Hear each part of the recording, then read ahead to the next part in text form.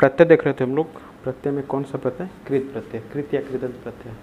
उसमें भी कुछ प्रत्यय देख लिए थे। कौन कौन से? त्वा प्रत्यय, त्वा प्रत्यय, इसको पढ़ने में भी दिक्कत है। त्वा, और फिर उसके बाद ल्युट प्रत्यय, सॉरी ल्यप प्रत्यय, ल्यप और त्वा देख लिए थे।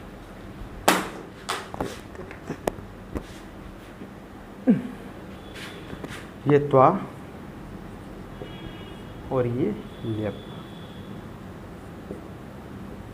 इन दोनों के बारे में अध्ययन कर चुके थे।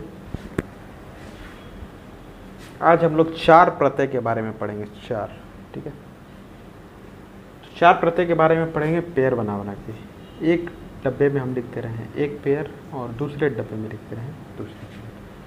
तो पहले डब्बे में लिखते रहे प्रत्यय इस तरह से, त प्रत्यय और तव, तवतु प्रत्यय, तवतु प्रत्यय, तव, तवतु प्रत्यय।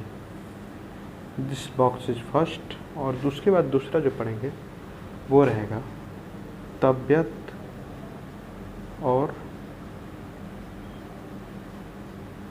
अनियर प्रत्यय, ठीक है। अनियर प्रत्यय हो गया चार। त एक, तवतु दो, तबियत तीन, अनियर चार। तो एक, यहाँ पर हलंत लगा हुआ है, यहाँ पर भी हलंत लगा हुआ है। तो एक, तवतु दो, तबियत तीन, अनियर चार। इसको कत मत पढ़ देना, कत। त आधा का है ना, त नहीं, तवतु, कतवतु नहीं, तवतु, फिर उसके बाद तबियत, फिर उसके बाद अनियर। त्वा प्रत्यय, this is not कत्वा Pratyaya, this is त्वा प्रत्यय, कत्वा, त्वा, ये ल्यप। त और तवतु, अब इसके बारे में देखते हैं। त और तवतु,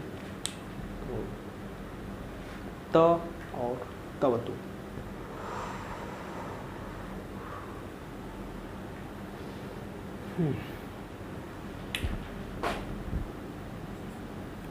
त,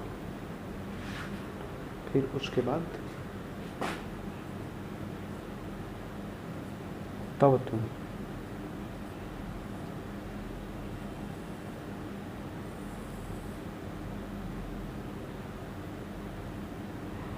तव, तवतु प्रत्यय हम लोगों को इसके बारे में अध्ययन करना है। पहले बीच में से काट दे रहे हैं, ठीक है। ज़्यादा काट दिए नहीं, ठीक।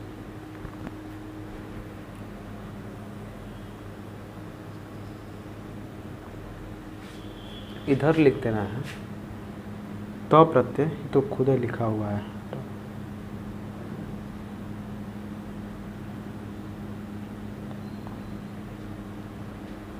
तो इन दोनों का जो प्रयोग है वो एक ही तरीके से होता है, इसीलिए इनको एक साथ पढ़ेंगे। लेकिन इन दोनों का प्रयोग एक ही अर्थ में होता है, इसलिए इनको एक साथ पढ़ रहा है। लेकिन इनके फॉर्म जो होंगे वो बदल जाएंगे। इससे पहली बात तो ये कि ये भूतकाल में प्रयोग किए जाएंगे। भूतकाल में यहाँ पे लिखते हैं भूतकाल के लिए इनका प्रयोग किया जाएगा। ये बात पहले पता होनी चाहिए। इनका प्रयोग भूतकाल के लिए किया जाएगा। दूसरी बात, इनका प्रयोग कर्मवाच्य व भाववाच्य के लिए किया जाएगा, ठीक है। पकड़ना सबको नाम ही से है। जैसे संधि पकड़ते थे वैसे ही प्रत्यय को भी पकड़ना है। पहला बात ये भूतकाल में होगा, नंबर 1। और नंबर 2 कर्मवाच्य भाववाच्य में होगा। वही इधर भी है, तो इधर हम लिख दे रहे हैं सेम, ठीक है। इसको भी भूतकाल में कर्मवाच्य व भाववाच्य के द्वारा, और उसको भी भूतकाल में कर्मवाच्य या भाववाच्य के तहत प्रयोग करेंगे। तो कर्मवाच्य या भाववाच्य सीधे सीधे मतलब ये है कि अंग्रेजी में पढ़ते हैं पैसिव वॉइस, ठीक है। तो पैसिव वॉइस पढ़ते हैं अगर हमको एक सेंटेंस बनाया गया,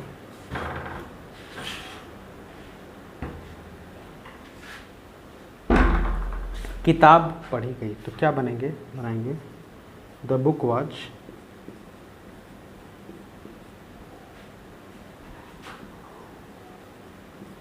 रिटन, ठीक है। द बुक वाज रिटन, ऐसे, अरे यार पढ़ी गई ना, तो रेड, ठीक है। The book was red. उसी तरीके से इसमें अगर बनाना होगा तो क्या करेंगे, बुक के लिए क्या प्रयोग करेंगे, रामायणम, सॉरी पुस्तकम,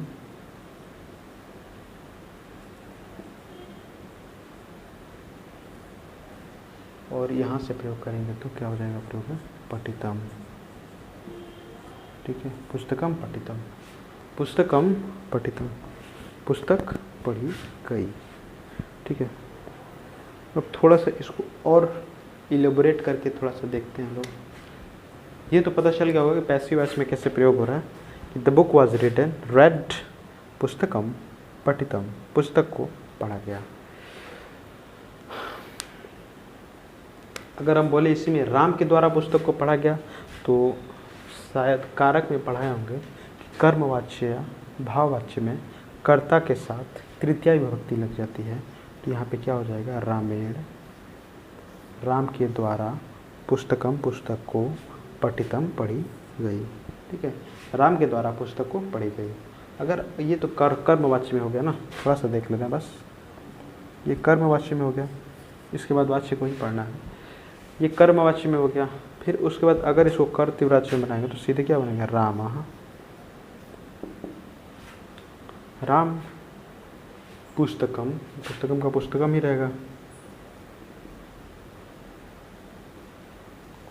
ठीक है।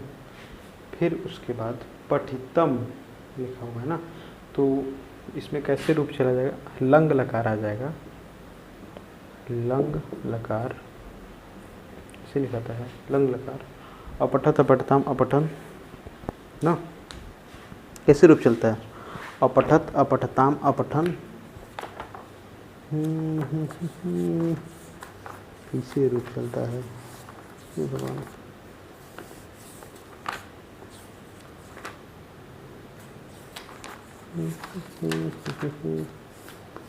अपठत अपठताम अपठन ना, तो क्या हो जाएगा, अपठत, अ प ठ त, अपठत, अपठत, ठीक है, अपठत। ये क्या हो गया, राम ने पुस्तक को पढ़ा, और ऊपर वाला क्या है, राम के द्वारा पुस्तक को पढ़ा गया। तो सारे परम्यूटेशन और कॉम्बिनेशन को मिला करके जैसे अंग्रेजी में काम करते थे, उसी तरीके से सारे परम्यूटेशन और कॉम्बिनेशन को मिला करके संस्कृत में काम को किया जाएगा, ठीक है। तो इतना बात हो गया, तो इसको हमको लगता है कि मिटा देना चाहिए ताकि और भी चीज़ें हैं, नीचे दिखाई नहीं देगा, इसमें बताने के लिए मिटा देना। नीचे जगह कहाँ तक है, नहीं ऊपर है, नहीं पाएगा, वो नहीं पाएगा।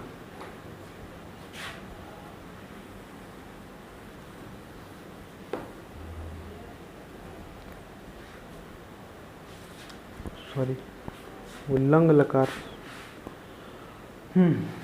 तो इसमें होगा क्या कि ये जो है तीनों के लिए अलग अलग प्रयोग होगा। जैसे कि अगर ये जो था, जो कर्म था, उसके हिसाब से प्रयोग होगा, ठीक है। पुल्लिंग, स्त्रीलिंग,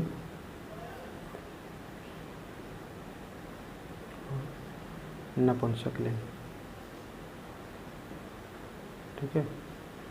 तो इसमें जैसे हम अगर बालक का रूप हमको अगर याद होगा पहले, तो इसमें प्रयोग शांति से ऐसे ही करते हैं, बहुत परेशान होकर करेंगे ना तो फिर कुछ ज़्यादा ही परेशान हो जाएंगे। तो इसको आराम से देखेंगे पहले, सही ख़त्म।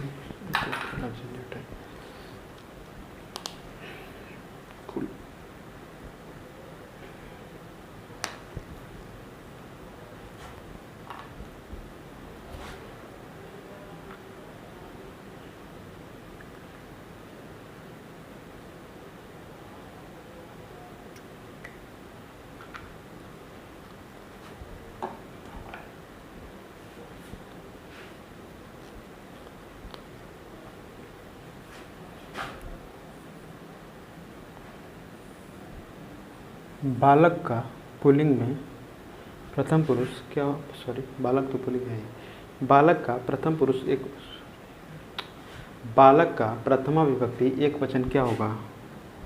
बालकः। ठीक है। स्त्रीलिंग का प्रथमा एक वचन क्या होगा? बालिका। बालिका ही है, बालिका। और फिर उसके बाद कहाँ आ गया बालिका? ये बालिका किधर गई?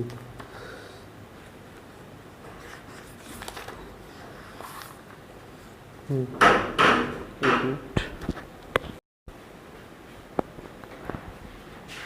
बालिका, ठीक है। पुल्लिंग में क्या होता है? बालका। स्त्रीलिंग में बालिका।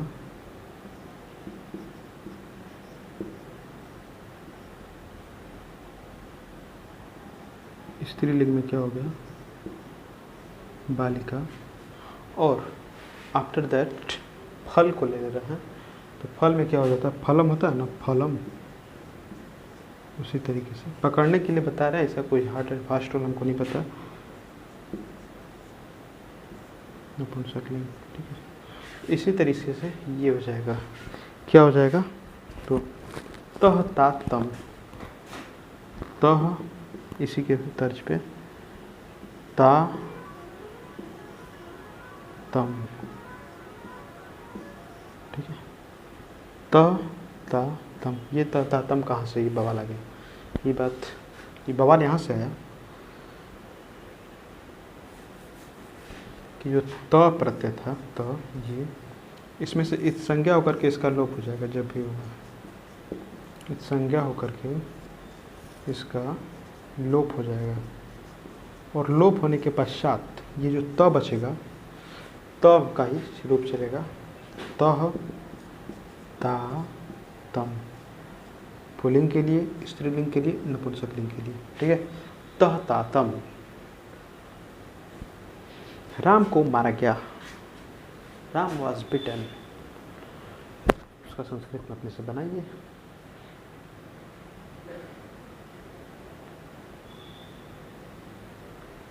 इसके बाद तवतु को देख लेते हैं। तवतु, तवतु में क्या है कि तवतु का भी मतलब वही है जो इसमें है, लेकिन इसमें क्या है, थोड़ा सा अलग हो जाता है। तवतु में इसका सूत्र होता है पूरा तवतु, तवतु निष्ठा, लेकिन सब बहुत ज़्यादा जानेंगे तो ना तो पकने लगेंगे। इसका सीधे सीधे पहचान देखते हैं। तवतु में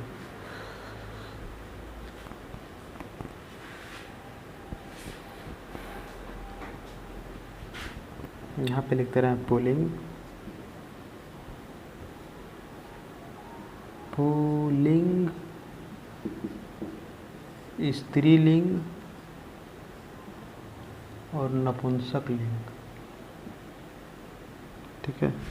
पुल्लिंग, स्त्रीलिंग, नपुंसकलिंग। तो इसमें क्या होगा कि ये जो तवतु है, इसमें से तव पकड़ा रहा है ना, तव, और सब तो गायब हो जाते हैं। तव पहले दिख रहा है, तव, तो तव से ही सब कुछ काम होगा। पुल्लिंग में क्या होगा? तवान, तवान। स्त्रीलिंग में होगा तवती, तवती, तवती। और नपुंसकलिंग में होगा तवतु। ठीक है। तवतु, तवान, तवती, तवतु। ठीक है, इसका मतलब ये भी होगा खेलितवान, खेलितवती, खेलितवतु। इसको लिखते रहें एक बार, धातु प्लस प्रत्यय, यही था ना। धातु के मूल रूप में इसको जोड़ रहे हैं हर जगह, ये बात हमको हमेशा पता होना चाहिए। ये है मूल रूप और ये है प्रत्यय। ठीक है, ये मूल रूप में क्या हो जाए, खेलितवान, खेलितवान,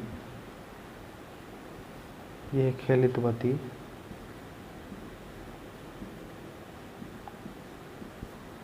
ये हो जाए खेलितवतु, खेलितवतु। पकड़ने को बोलेगा तो तव दिख रहा है ना, तव, तवान, तवती, तवतु। इसी से हम लोग पकड़ के बता देंगे कि ये जो प्रत्यय है ये कौन सा प्रत्यय है, तवतु प्रत्यय है। तवतु, कत्वतु नहीं, तवतु। ठीक है, तो वीडियो ज़्यादा लंबा हो जाएगा इसलिए रहने दे रहे हैं पे। इसके बाद अगले वाले वीडियो में देखेंगे तबियत और अनियत प्रत्यय। ठीक है, थैंक यू।